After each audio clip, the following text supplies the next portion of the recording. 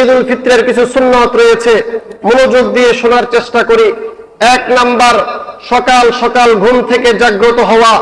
2 number, মহল্লার মসজিদে জামাতের সাথে ফজরের নামাজ আদায় করার চেষ্টা করা।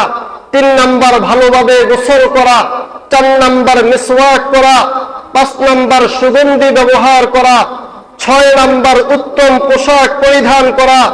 7 নাম্বার, শরীয়ত সম্মত সাজসজ্জা গ্রহণ করা।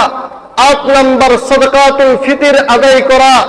9 নাম্বার, সকাল সকাল ঈদগাহে যাওয়া।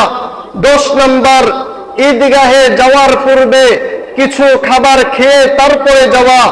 11 নাম্বার, পায়ে হেঁটে ঈদগাহে যাওয়া। 12 নাম্বার, এক রাস্তায় ঈদগাহে যাওয়া, অন্য রাস্তায় ঈদগাহ থেকে ফিরা। 13 নাম্বার, তাকবীর বলতে বলতে ঈদগাহে যাওয়া।